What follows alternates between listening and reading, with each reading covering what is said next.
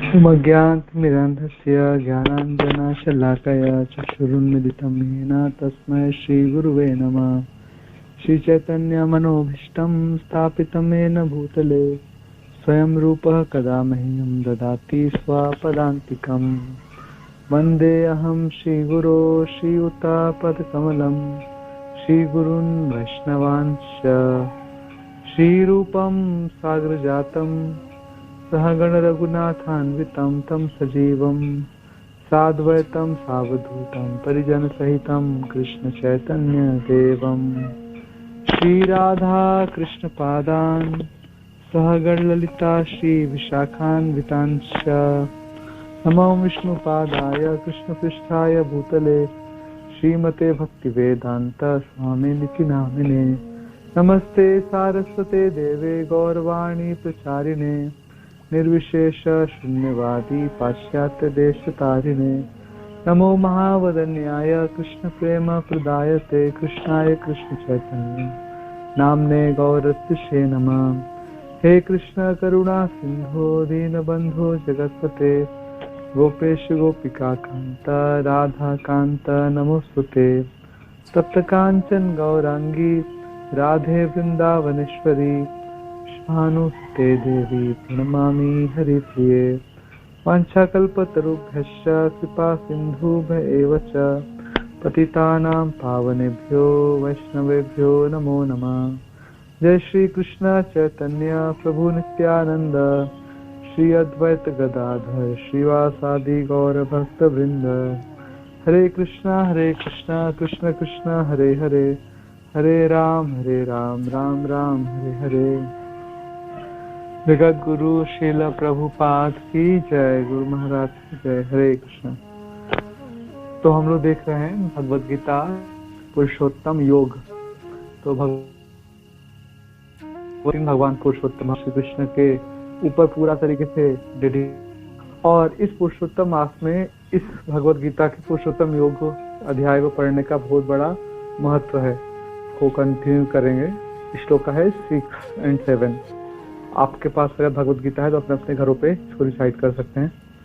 न तद्भास्यते सूर्यो न शशांको न पावक यद्गत्वा न निवर्तन्ते धाम परमं मम। न तद्भासयते सूर्यो न शशांको न पावक यद्गत्वा न निवर्तन्ते तद्धाम परमं मम। न तद्भास्यते सूर्यो न शशांको न पावक यद्गत्वा न निवर्तन्ते तद्धाम परमं मम। श्लोका 7। ममैवांशो जीवलोके जीवभूत सनातना मनसष्ठानि इन्द्रियाणि प्रकृति। ममैवांशो जीवलोके जीवभूत सनातना मनसष्ठानि इन्द्रियाणि प्रकृतिस्थानि कर्षति। ममैवांशो जीवलोके जीवभूतः सनातना मनसष्ठानि इन्द्रियाणि प्रकृतिस्थानि कर्षति। तो भगवान श्री कृष्ण अपने परम धाम गोलोक वृंदावन का इंफॉर्मेशन दे रहे हैं ताकि हम सब आसक्त हो जाए भगवान के धाम से और इस भौतिक जगत के जो उल्टा जो जगत है उस भौतिक जगत से हम अनासक्त हो जाए। तो भगवान कृष्ण अपने धाम के बारे में कह रहे हैं। न तद्भास्यते सूर्यो न शशांको न पावकः। भगवान कृष्ण कह रहे हैं देखो मेरा जो परम धाम है वह स्वयं प्रकाशित है। ये भौतिक जगत अंधकार में जगत है। तमसो मां ज्योतिर्गमय, ये अंधकार है, अंधकार में जगत है। तमस मतलब अंधकार होता है। इस पूरे संसार में अगर सूर्य हट जाए तो अंधकार छा जाएगा। और सूर्य का प्रकाश भी कहाँ तक पहुँचता है? केवल पृथ्वी लोक तक पहुँचता है। ब्रह्मा लोक से लेकर पृथ्वी पाता है। पृथ्वी से नीचे जितने भी लोक है अधा लोक, अतल वितल सुतल तलातल रसातल महातल पाताल, इन सभी लोकों में सूर्य का प्रकाश नहीं पहुंच पाता, इसलिए पूरा पूरा अंधेरा होता है। और पृथ्वी से ऊपर के लोग जो होते हैं, पृथ्वी लोक, भुवलोक, स्वर्गलोक, जनर लोक, महर लोक, तपलोक, सत्य लोक, यानी ब्रह्मा जी का लोक। इन सभी लोकों तक सूर्य आता है, चंद्र का प्रकाश रहता है, बिजली रहती है। लेकिन भगवान के धाम में न तो सूर्य है, न तो चंद्र है, न तो वहां पे आर्टिफिशियल इलेक्ट्रिसिटी की आवश्यकता है। भगवान का जगत स्वयं प्रकाशित है। इस भौतिक जगत में केवल सूर्य लोक स्वयं प्रकाशित है, सूर्य लोक में प्रकाश रहता है, बाकी कोई जगत स्वयं से प्रकाशित नहीं है। भगवान के धाम में पूरा भगवान का धाम, गोलोक वृंदावन और अनंत कोटि वैकुंठ जगत स्वयं प्रकाशित है, स्वयं प्रकाशित है। सारा प्रकाश कहाँ से रहा है?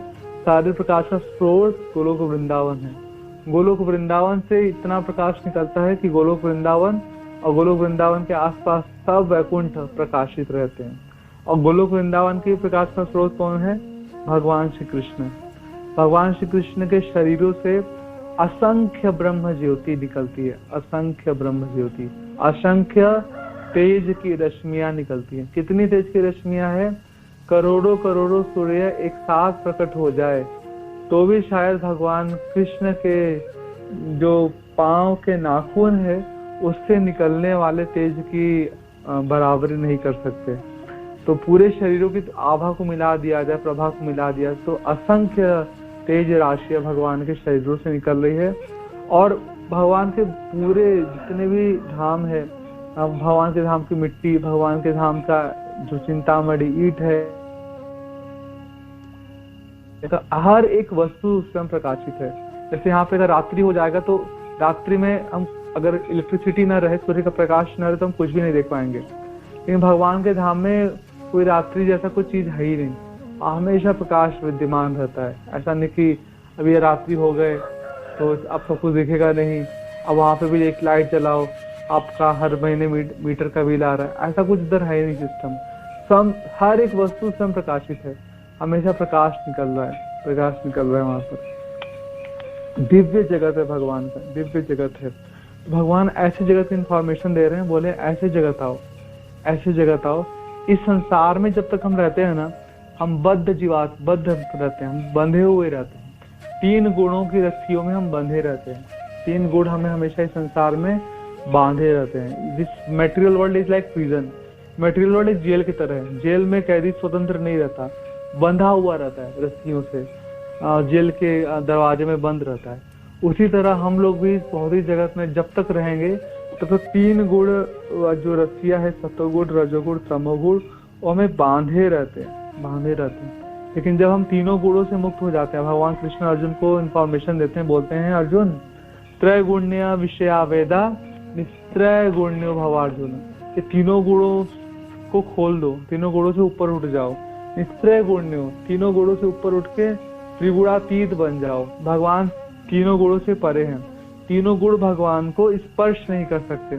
उसी तरह भगवान श्री कृष्ण का भक्त लोग हैं, उनको भी भगवान कृष्ण इंफॉर्मेशन देते हैं कि तुम लोगों को भी ऐसा बनना चाहिए कि तीनों गुणों तुम्हें स्पर्श न कर पाए, तीनों गुणों से ऊपर उठ जाओ। तमोगुण बहुत ज्यादा अंधकार में हम रहते हैं, रजोगुण में हमें कष्ट होता रहता है, और सतोगुण में हम अच्छा कार्य करते हैं, लेकिन सतोगुण में भी हमें फंसाने वाला गुण का भी अहंकार हो जाता है। लेकिन जब हम शुद्ध सतोगुण में अहंकार कैसे होते हैं? सतोगुण में अहंकार ऐसे होगा कि देखो मैं तो अच्छी फैमिली से हूँ, मैं तो ब्राह्मण हूँ और मैं शुद्धता का पालन करता हूँ, बहुत अच्छा बात है। लेकिन ब्राह्मण लोग का लगता है कि देखो मैं सर्वश्रेष्ठ हूँ, बाकी सारे लोग मेरे से नीचे है, और मैं उच्च जाति का हूँ, मेरा लाइफ स्टाइल सबसे अच्छा है, बाकी लोग का लाइफ स्टाइल डिग्रेड है। और लेकिन भक्त लोग के अंदर इस प्रकार का अहंकार नहीं होता। भक्त लोग भी पूरा प्योरिटी मेंटेन करते हैं, भक्त लोग भी शुद्ध जीवन जीते हैं, बट अहंकार से मुक्त होके। भक्त लोग हमेशा विनम्रता को धारण करते हैं। भक्त लोग सोचते हैं मैं भगवान श्री कृष्ण का दास हूँ, और न केवल कृष्ण का दास बल्कि कृष्ण के दासों के दासों के दासों के दासों का दास, सबका दास बनना चाहते हैं भक्त।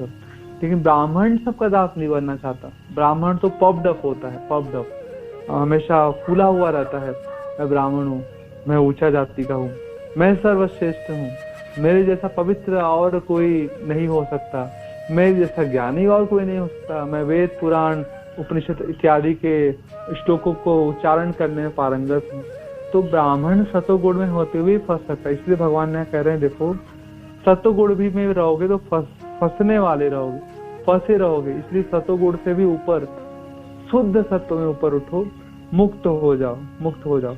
मुक्त होंगे तो कहाँ चले जाएंगे? मुक्त होंगे तो मुक्तात्माओं के लिए कोई जगह भी होगी ना, तो मुक्तात्माओं के रहने के लिए जगह है भगवान का धाम।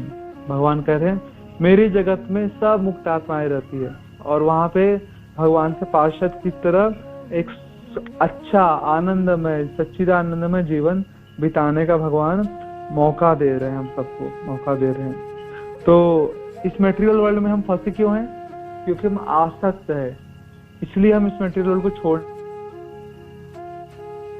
भगवान कृष्ण क्या कह रहे हैं? अनासक्त हो जाओ, इससे आसक्ति मत रखो। अच्छा चीज से आसक्ति रखना चाहिए ना। अटैच, प्रभुपाद जी बोलते हैं कि attachment to good thing is good and attachment to bad thing is bad. हमारा प्रॉब्लम क्या है कि हमने बैड थिंग से अटैचमेंट कर लिया है। इस मटेरियल वर्ल्ड अच्छा नहीं है और हमने इससे अटैच हमारा आसक्ति हो गया है। तो इसलिए हमें इस मटेरियल वर्ल्ड से अटैचमेंट को काटना है, और अटैचमेंट को कहाँ फिक्स करना है? Attachment to right thing is good, attachment to right thing is attachment to Krishna, attachment to spiritual world. ये अच्छा आसक्ति है। तो भगवान कह रहे हैं देखो, पहले खराब चीज से आसक्ति को काटो। इस मटेरियल वर्ल्ड से जो आसक्ति हो गई है, फंस गए हो, इधर से पहले आसक्ति को काट दो। भगवान हमें एक तलवार दे रहे हैं, तलवार दे रहे हैं। भगवान हमें ज्ञान की तलवार दे रहे हैं। ये जो ज्ञान दे रहे हैं ना भगवान भगवत गीता में, वो भगवान ऐसे हमें हाथों में हमें तलवार थमा रहे हैं। काटेगा कौन? काटेंगे हम ही काटेंगे। भगवान तो बस हेल्प करने के लिए तलवार हमारे हाथ में थमा दिए। जैसे कोई हमारे सपोज मान लीजिए कि हम किसी राज्य के सैनिक है और हमारे राज्य पे आक्रमण हुआ, और राज्य पे आक्रमण हो तो राजा क्या करता है? राजा सारे सैनिकों को बोलता है चलो सब अपने अपने अस्त्र शस्त्र को ले लो और हम सब मिलकर दुश्मन से लड़ाई करेंगे। तो सब सैनिक लोग राजा के साथ जाते हैं और लड़ाई करते हैं। लेकिन राजा साथ साथ रहता है, लेकिन हर एक सैनिक को युद्ध तो खुद ही करना पड़ता है। राजा फैसिलिटी प्रोवाइड करेगा, राजा शस्त्र देगा, लेकिन लड़ना तो खुद ही पड़ेगा, ठीक है। और एक्सपर्टली नहीं लड़ेंगे तो मारे जाएंगे, मारे जाते हैं। तो उसी तरह भगवान कृष्णा इज किंग, कृष्णा राजा है, और कृष्णा हम लोगों को एक शस्त्र प्रदान कर रहे हैं, ज्ञान की तलवार दे रहे भगवान। भगवत गीता में जो भगवान ज्ञान दे रहे हो, तलवार दे रहे हम सबको कि लो इसको पकड़ो और लड़ो, माया से लड़ो, माया से युद्ध लड़ो। और अगर माया से अच्छी तरह से लड़ नहीं पाए तो मृत्यु तो मार ही देगी, मार ही रही है ना। तो इस प्रकार से भगवान हमें कह रहे हैं देखो मेरे जो ज्ञान का तलवार पकड़ लो, इससे जो इस ज्ञान की तलवार से असंग शस्त्रेण दृढ़ेन छत्वा, ये जो असंग में फंस गए हो ना, गलत चीजों में फंस गए हो, इसको काट दो, इस बंधन को काट दो और मुक्त हो जाओ और आध्यात्मिक जगत में आके आनंद करो, आनंद करो। अभी कैसे होगा? इसके लिए हमें क्या करना पड़ेगा? शक्ति कहाँ से आएगी ये लड़ने के लिए? Then we need training. सैनिक लोग ऐसा थोड़ी होता है कि सैनिक लोग अभी डायरेक्ट एक बार में ही जाके लड़ लेते हैं। सैनिक लोग एवरी डे अपने शस्त्रों में धार लगाते हैं, शस्त्र में धार लगाते हैं, शस्त्र को शार्प करते हैं, ताकि कभी भी अगर दुश्मनों का हमला हो तो उनकी शस्त्र मजबूत रहे और उनके शस्त्र में जंग न लगा रहे। जंग लगा रहेगा वहां पे सैनिक लोग, दुश्मन लोग आगे लड़ने के लिए। अभी सैनिक लोग क्या कर रहे हैं? शस्त्र में धार लगा रहे हैं, तब तक तो मार दिए जाएंगे। और प्लस लड़ने भी तो आना चाहिए ना, लड़ेगा, लड़ने आएगा नहीं तो फिर तब भी मारे जाएंगे। तो शस्त्र में धार होना चाहिए, प्लस लड़ना भी आना चाहिए। उसके लिए पहले से ट्रेनिंग सबको लेना चाहिए। तो who will give us training? हमें ट्रेनिंग कौन देगा? हमें ट्रेनिंग देंगे आध्यात्मिक गुरु, जो प्रमाणिक आध्यात्मिक गुरु हैं, जिनके पास भगवान श्री कृष्ण के भक्ति का पूरा पूरा ज्ञान है, जिन्होंने भगवान श्री कृष्ण का भक्ति जीवन भर किया है, भगवान श्री कृष्ण की सेवा पूरा जीवन भर किया है। उनसे हम सीखेंगे कि हम किस प्रकार से भक्ति करें, हम किस प्रकार से भगवान श्री कृष्ण की सेवा करें, हम किस प्रकार से भगवान श्री कृष्ण के प्रति आसक्त रहे। तो उन प्रामाणिक गुरु के पास जाके हमें सीखना पड़ेगा। We need training, we need training. और ये जो भगवान कृष्ण हमें ज्ञान दे रहे हैं ना, इस ज्ञान को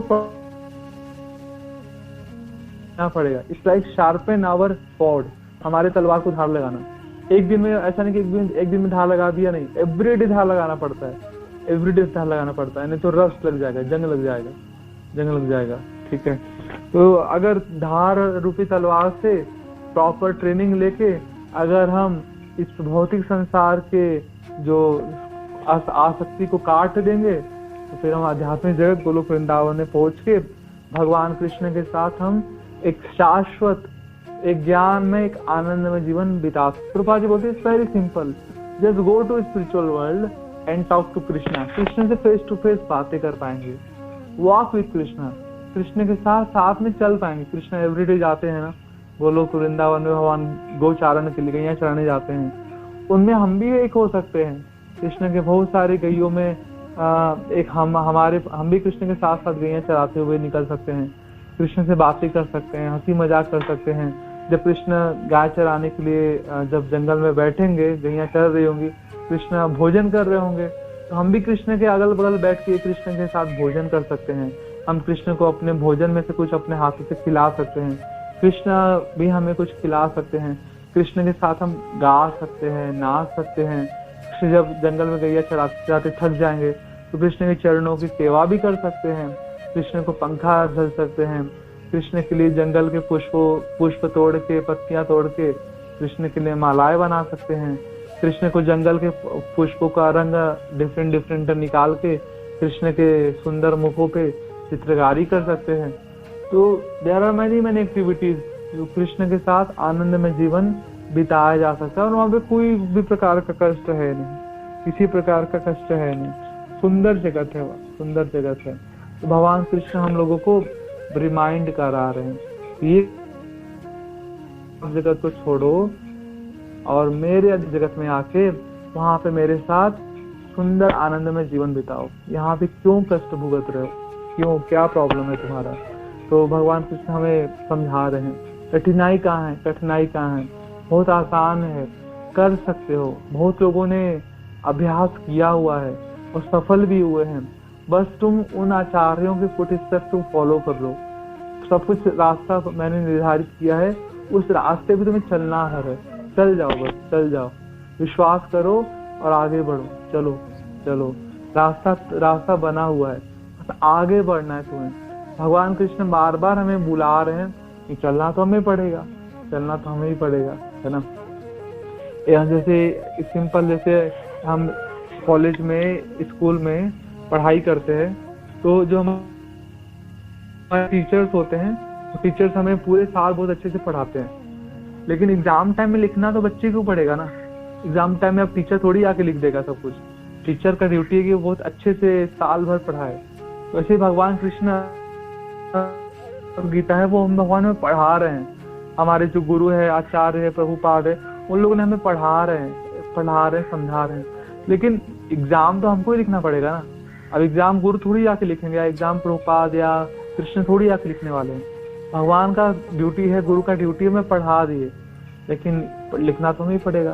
तो भगवान हमें कह रहे हैं देखो, लिख सकते हो, लिख लो और पास हो जाओ, एग्जाम पास भी हो जाओगे। प्रॉपरली जो तुमने पढ़ा है उसको लिखोगे, पास हो जाओगे। और इस भौतिक जगत के दलदल से अपग्रेड एग्जाम में होते ना, हम LKG में होते तो फिर हम अपग्रेड होके हम फर्स्ट क्लास में आते हैं, वहां से अपग्रेड होकर धीरे धीरे हम 5th क्लास में आते हैं, 10th, then 12th, then graduation, post graduation and PhD, धीरे धीरे अपग्रेड होते रहते हैं ना। तो अभी कोई इतना ही मूर्ख है बोले नहीं मुझे अपग्रेड नहीं होना है, मुझे तो जिंदगी भर LKG UKG में ही रहना है, अपग्रेडेशन चाहिए ही नहीं, मूर्ख है वो। तो उसी तरह हम इस मटेरियल में फंस गए हैं, तो ये डिग्रेड है, ये खराब, अच्छा ग्रेड नहीं है इसका। तो अभी हमें अपने आप को अपग्रेड करना है ना, हमें यहाँ से अपने आप को ऊपर उठाना है, यहाँ से ऊपर उठाएंगे और हमें अपने आप को गोलोक वृंदावन इस क्लास में शिफ्ट करना है। मतलब बद्धावस्था में हम सभी कंडीशनड हैं, बंधे हुए हैं तीनों गुणों से, यहाँ से उठ के हमें गोलोक वृंदावन पहुंचना है, मुक्त रहना है, भगवान के साथ एक आनंद में जीवन बिताना है। तो भगवान इसके लिए कह रहे हैं कि देखो तुम मेरे अंश हो, मम एव अंश हो, मेरा ही अंश हो। भगवान कृष्ण याद दिलाते हैं हम लोग भगवान श्री कृष्ण के शाश्वत अंश है, शाश्वत अंश है। भगवान कह रहे हैं मेरे अंश हो, मेरे अंश हो। ये जो मायावादी लोग समझते हैं ना, मायावादी लोग क्या समझते हैं कि जब तक जीवात्मा बद्ध अवस्था में रहता है, यानी इस भौतिक जगत में रहता है, तब तक वह भगवान से अलग रहता है। और जैसे ही वह मुक्त हो जाएगा, मुक्त होने के बाद भगवान से एकाकार हो जाता है, भगवान में मिल जाता है। तो भगवान कह रहे नहीं नहीं, ऐसा कभी नहीं होगा, सनातन रूप से तुम मेरे अंश रहोगे, कभी भी तुम मेरे में एक नहीं हो सकते। जो जीवात्मा है कभी भगवान के साथ एक नहीं हो सकता। मायावादी सोचते हैं कि जब तक संसार में है हम अलग है भगवान से, और उसके बाद मुक्त हो जाएंगे तो भगवान में एक हो जाएंगे, भगवान में विलीन हो जाएंगे। ऐसा कभी नहीं होने वाला। अगर ऐसा होता तो भगवान यहाँ पे सनातन वर्ड का यूज नहीं करते, भगवान यहाँ पे सनातन वर्ड का यूज कर रहे हैं। भगवान के दो तरह के एक्सपेंशन होते हैं, एक होता है स्वांश, एक होता है विभिन्न अंश। स्वांश कौन होते हैं? विष्णु तत्व। विष्णु तत्व जैसे भगवान राम, नरसिंह, वामन, कूर्म, वराह, परशुराम, ऐसे भगवान जितने भी विष्णु तत्व है ना, भगवान के एक्सपेंशन अवतार, वो सब भगवान के स्वांश हैं। कृष्ण ही विस्तार करे हुए हैं। विष्णु अनेक असंख्य विष्णु मूर्तियों में वो भगवान के स्वांश हैं। और दूसरा भगवान ने अपना एक्सपेंशन किया है, वह है विभिन्न अंश। विभिन्न अंश तो जितने भी जीव राशियां है ना, जितने भी जीवात्माएं हैं, वो सब भगवान के विभिन्न अंश है। And jivas are meant for serving Krishna. जीवात्माएं भगवान श्री कृष्ण की सेवा करने के लिए बने हैं। क्योंकि जीवात्माएं भगवान श्री कृष्ण का अंश है, इसलिए गुणात्मक तरीके से भगवान श्री कृष्ण से एक है। Quality wise souls are one with Krishna, बस quantity wise souls are different with Krishna. Krishna बड़े से बड़े हैं, जीवात्मा छोटे से छोटा है, बट क्वालिटी दोनों में एक है। क्वालिटी दोनों में एक है। भगवान कृष्ण सच्चिदानंद में है, जीवात्मा भी सच्चिदानंद में है। और थोड़ा सा स्वतंत्रता है। भगवान स्वराट है ना, भगवान पूर्ण रूप से स्वतंत्र है, तो जीवात्मा उनका अंश है, छोटा सा अंश है, विभिन्न अंश है। तो जीवात्मा के अंदर भी भगवान ने थोड़ी सी स्वतंत्रता डाली है। और इस थोड़ी सी माइन्यूट जो भगवान ने फ्रीडम दिया हुआ है, इसका मिसयूज करने के कारण ही जीवात्मा इस भौतिक संसार में फंसा रहता है। क्योंकि हम लोग हमेशा अपने जो भगवान ने फ्री विल दिया हुआ है, स्वतंत्र इच्छा दिया हुआ है, उसका हम सब हमेशा से दुरुपयोग करते हैं। भगवान ने क्यों दिया था? क्योंकि ताकि हम भगवान की सेवा कर सके। भगवान ने बनाया ही इसलिए है कि हम भगवान की सेवा करेंगे। जैसे प्रभुपाद जी कहते हैं, हस्बैंड वाइफ शादी करते हैं और बच्चे क्यों पैदा करते हैं? ताकि उनको अच्छा लगेगा, उनको आनंद होगा। बच्चे उन माता पिता की सेवा करेंगे तो माता पिता को अच्छा लगेगा, आनंद मिलेगा। तो उसी तरह भगवान ने हमको क्यों बनाया? ताकि हम सब जीवात्मा भगवान की सेवा करेंगे, भगवान को अच्छा लगेगा। लेकिन जब हम भगवान की सेवा करना स्वीकार नहीं करते और भगवान से अलग कर लेते हैं अपने आप से, तो फिर हम फंस जाते हैं। हमारे बद्ध जीवन की शुरुआत होती है और हम इस एज अ पनिशमेंट हम इस बद्ध जगत, हम इस जेल में डाल दिए जाते हैं। तो भगवान हमें रिफॉर्म कर रहे हैं। भगवान कह रहे हैं देखो, सुधर जाओ और जिस पर्पस के लिए तुम्हारा निर्माण हुआ है, तुम्हें बनाया गया है, उस पर्पस को फुलफिल करो। कम बैक टू मी, मेरे पास वापस आ जाओ, है ना। बैक टू होम, अपने घर वापस आओ। Back to godhead, Krishna के पास वापस चले जाओ। भगवान बार बार में रिमाइंड कराना है, देखो this is not your home, ये तुम्हारा घर नहीं है, तुम्हारा घर नहीं है, यहाँ से निकलो। जैसे एक बार इंद्र को श्राप लगा, इंद्र श्राप के कारण सुअर बन गया। अब उसका श्राप का टाइम जब पूरा हो गया तो फिर ब्रह्मा जी आते हैं, बोलते हैं इंद्र देखो तुम सुअर नहीं हो, ये तुम्हारा घर नहीं है, यहाँ से बाहर निकलो, चलो अपने स्वर्ग लोग वापस चलो। इंद्र जाना नहीं चाहता था क्योंकि बहुत आसक्त हो गया था अपने सुअर के बॉडी में, और अपने जो सुअर उसके फैमिली मेंबर थे, सुअर वाइफ, सुअर बच्चे, और जो गंदा खाना था स्टूल, उससे आसक्त हो गया था। तो ब्रह्मा जी उसको बहुत समझाते हैं और फाइनली उसके वाइफ को मार देते हैं ब्रह्मा जी, उसके बच्चों को मार देते हैं। तो जो सुअर इंद्र होता था वो गुस्सा आता कि मेरे वाइफ को मार दिया, बच्चों को मार दिया। और फाइनली ब्रह्मा जी को उस सुअर को भी, इंद्र को भी, सुअर के बॉडी में था उसको भी मारना पड़ता है ताकि उसकी आसक्ति पूरी तरह से हट जाए, जबरदस्ती करना पड़ता है। तो यहाँ पे तो इस केस में ब्रह्मा जी ने तो जबरदस्ती किया था, but here in our case Krishna is not going to force us. Krishna में फोर्स नहीं करने वाले हैं, कृष्ण तो बस इंफॉर्मेशन दे रहे हैं, करना हमें पड़ेगा, करना हमें पड़ेगा, है ना। कृष्ण फोर्सफुली कुछ जबरदस्ती काम नहीं कराने वाले हैं। देखो तुम मेरे अंश हो, तुम्हें आना ही पड़ेगा मेरे पास, अब गोलोक वृंदावन आना ही पड़ेगा। फोर्स नहीं कर रहे हैं भगवान, इंफॉर्मेशन दे रहे हैं कि यहाँ पे तुम परेशान हो, दुखी हो, तीनों गुणों में तुम जूझ रहे हो, संसार दुखालय है, अशाश्वत है, यहाँ पे तुम सुख ढूंढ रहे हो लेकिन सुख पाने वाले हो नहीं, कभी मिलेगा है नहीं, यहाँ पे उलझे हुए हो, यहाँ झंझट वाले जगत से बाहर निकलो, एक आनंदमय जीवन जियो मेरे धाम में आके मेरे साथ रह के, और किसी प्रकार का कोई भी अभाव नहीं है, सब कुछ, सब प्रकार का फैसिलिटी है, सब प्रकार का सुख है, कोई भी प्रकार का कोई भी दिक्कत नहीं है, उधर आ जाओ मेरे साथ। भगवान इंफॉर्मेशन दे रहे हैं, फोर्स नहीं कर रहे हैं। फोर्स तो हमें लगाना पड़ेगा भगवान की भक्ति करने के लिए, जोर लगाना पड़ेगा, जोर लगाना पड़ेगा, है ना। तो यहाँ पर प्रभुपाद जी बता रहे हैं कि जितने भी लोग हैं ना, सब लोग भगवान के अंश है। इवन इस ब्रह्मांड को मैनेज करने के लिए बड़े बड़े नियंत्रक भगवान ने बनाए हुए हैं, बड़े बड़े कंट्रोलर्स, जैसे ब्रह्मा जी, शिव जी, भगवान विष्णु तक, वो सब लोग भगवान कृष्ण के अंश हैं, सब भगवान कृष्ण के अंश हैं। एकला ईश्वर कृष्ण आर सब नृत्य, ताज जैसे नचाए तैसे करे नृत्य। एकमात्र ईश्वर भगवान श्री कृष्ण है, बाकी सब भगवान कृष्ण के दास हैं। और भगवान श्री कृष्ण जिसको जैसा नचाना चाहते हैं वैसे वैसे सबको नचा रहे हैं। तो ब्रह्मा जी, शिव जी, विष्णु जी, सब लोग भगवान श्री कृष्ण के इशारों पर नाच रहे हैं, सब लोग नाच रहे हैं भगवान श्री कृष्ण के इशारों पे, ठीक है। तो यहाँ पर प्रभुपाद जी फिर से एक बार मायावाद का खंडन करते हैं। प्रभुपाद जी कहते हैं हम लोग भगवान के अंश हैं, तो इसका मतलब ये नहीं कि भगवान, हम ऐसा नहीं इमेजिन करें कि भगवान एक व्यक्ति है, भगवान को काट काट के उसका अंश बना दिया। जैसे हमारा हाथ, हम एक व्यक्ति है तो हाथ हमारा अंश है, कोई हमारे हाथ को काट ले, कोई हमारे पैर को काट ले, कोई हमारे सिर को काट ले, कोई हमारे पेट को काट ले, और ऐसे ऐसे टुकड़े टुकड़े कर दे हमें और बोले कि देखो ये तुम्हारा ये एक अंश है, एक अंश है। भगवान इस प्रकार से, भगवान ऐसा नहीं कि भगवान को काट काट के अंश बनाया गया है। भगवान पूर्ण है और भगवान से निकली हुई इकाइयां भी पूर्ण है। ओम पूर्णमतः पूर्णमिदं पूर्णात् पूर्णमुदच्यते पूर्णस्य पूर्णमादाय पूर्णमेवावशिष्यते। इसे हमारे पास 100 रुपए है, 100 रुपए में से 50 रुपया मैंने किसी को दे दिया, मेरे पास 50 बचेगा। 50 में से मैंने फिर किसी को 50 दिया, मेरे पास 0 होगा, कुछ नहीं बचेगा। तो ये तो भौतिक जगत का कैलकुलेशन होता है। आध्यात्मिक जगतों में इस प्रकार का सिस्टम नहीं है। आध्यात्मिक जगत का सिस्टम उल्टा है। 1 + 1 = 1, 1 - 1 = 1। एक में से एक जोड़ोगे तो भी एक बनेगा, एक में से एक निकाल दोगे तो भी एक बनेगा। वहां पे क्षय नहीं होता, कमी नहीं होता। एक अहम बहुश्यामी, मैं एक हूँ लेकिन अनंत बन जाऊंगा। भगवान एक रहते हैं लेकिन अपना अनंत कोटि विस्तार कर लेते हैं, लेकिन फिर भी वो भगवान एक ही रहते हैं, उन भगवान में कोई कमी नहीं आता।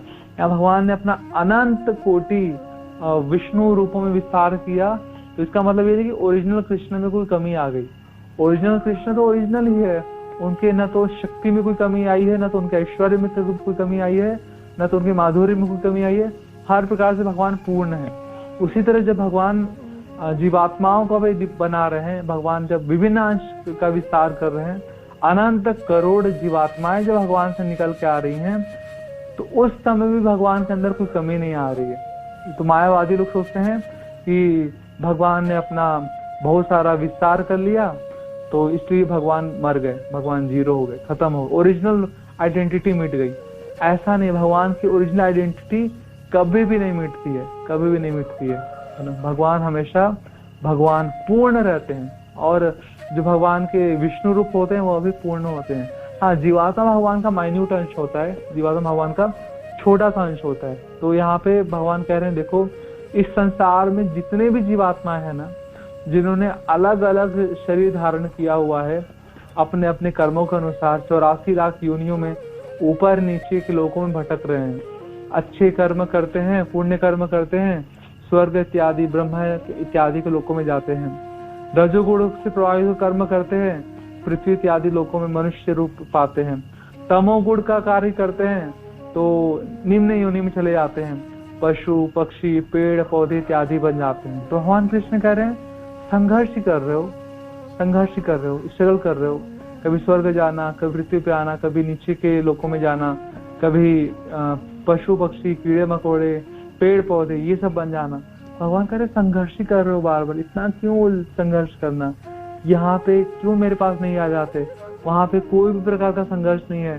देखो तुम्हें जन्म नहीं लेना पड़ेगा, तुम्हें मृत्यु नहीं होना पड़ेगा, तुम्हें बुढ़ापा नहीं आने वाला है, बीमारी नहीं आने वाला है, किसी धन कमाने का चिंता नहीं है तुम्हें जॉब करना है, बिजनेस करना है, तुम्हें बहुत संघर्ष, तुम्हें वहां पे कोई बीमारी हो गई, तुम्हें इलाज कराना है, ऐसी बीमारी हो गई कि अभी जीवन भर तुम्हें दवा खाना है, किसी प्रकार का कोई टेंशन नहीं है, पढ़ाई का टेंशन नहीं, जॉब का टेंशन नहीं, किसी प्रकार का कोई भी चिंता नहीं, अभाव नहीं। तुम यहाँ पे मेरे साथ क्यों नहीं आ जा रहे हो? क्या प्रॉब्लम है? तो भगवान हमें रिमाइंड करा रहे हैं, है ना। वहां पे कोई लोग हमसे बुरा नहीं बोलने वाला है, जो भी लोग है सब मधुर बोलने वाले हैं, कोई भी लोग हमसे ईर्ष्या करने वाले नहीं है, सब हमसे प्रेम करने वाले हैं, कोई हमारी टांग खींच के नीचे गिराने वाले नहीं है, सब हमें आगे बढ़ाने वाले लोग हैं, ठीक है। किसी प्रकार कोई पॉलिटिक्स नहीं वहाँ पे, और सुंदर जगत है, वो सुंदर जगत है, सुंदर लोग है, किसी प्रकार का कुछ भी कमी नहीं उधर, पूर्ण है, पूर्ण जगत है गोलोक वृंदावन। तो भगवान इसे इंफॉर्मेशन दे रहे हैं, देखो ऐसे जगत पे आ जाओ, ऐसे जगत तुम्हारा घर है, अपना घर है। भगवान हमारे अपने घर की इंफॉर्मेशन दे रहे हैं, हम सबको इंफॉर्मेशन। भगवान बोले क्यों संघर्ष कर रहे हो यहाँ पे इंद्रियों से, मन से? संसार में हमारी इंद्रियां संघर्ष करती है ना, मन हमेशा दुखी होता रहता है ना। हम कुछ पाना चाहते हैं लेकिन मिल नहीं पाता है, जो होता है उसको बचाने का टेंशन रहता है, कहीं कोई छीन न जाए, कोई ले न जाए, ठीक है। तो यहाँ में, लेकिन भगवान के धाम में किसी प्रकार का कोई अभाव है नहीं, और जो भी हम पाना चाहें इच्छा करने मात्र से तुरंत हम पा सकते हैं, और डर भी नहीं है कि कोई चीज हमसे छीन जाएगा, है ना। यहाँ पे तो डर रहता है कि हमारे जिससे हम प्रेम करते हैं वो हमसे अलग ना हो जाए, का हमारे प्रिय जो डियर एंड नियर वंस है उनकी मृत्यु हो जाएगी तो हमसे अलग हो जाएंगे। लेकिन भगवान के धाम में किसी प्रकार का कोई दुख नहीं, डर नहीं, वहां में मृत्यु है ही नहीं, सारे प्रियजन साथ में ही रहते हैं हमेशा, है ना। कभी भी किसी प्रकार का विक्षोभ नहीं होता, किसी प्रकार का विरह नहीं होता, अलगाव नहीं होता वहां के जगत में, सुंदर जगत। इसलिए भगवान कह रहे हैं कम बैक, वहां पे वापस आ जाओ, यहाँ पे उलझो मत, उलझ के मत रहो, यहाँ पे उलझो मत, है ना। मिथ्या अहंकार को छोड़ो, ये संसार तुम्हारा है, ये शरीर तुम्हारा है, इसको छोड़ो, एक सच्चा अहंकार धारण करो कि मैं कृष्ण का हूँ और कृष्ण मेरे है, और कृष्ण का जो जगत है गोलोक वृंदावन वो मेरा असली घर है। अपने असली घर से आसक्त हो, अपने असली जो रिलेटिव है, अपने असली जो डियर है, डियर मोस्ट है भगवान कृष्ण, उनसे आसक्त हो जाओ, इधर फंसो मत, इधर फंसे मत, इधर फंसे मत। इससे भगवान इस समय रिमाइंड करा रहे हैं और बोले भगवान मम एव अंश, मेरा ही अंश हो तुम, और किसी का अंश मत समझो। हम माता पिता के अंश नहीं है, माता पिता ने तो शरीर का निर्माण किया है, आत्मा का निर्माण नहीं किया है। हम किसी देवी देवता का भी अंश नहीं है, 33 करोड़ देवी देवता उनका भी हम अंश नहीं है, हम केवल और केवल भगवान श्री कृष्ण का ही अंश है, और गोलोक वृंदावन ही हमारा घर है, ठीक है। Thank you very much. Hare Krishna. Jagat Guru Srila Prabhupada की जय। गुरु महाराज।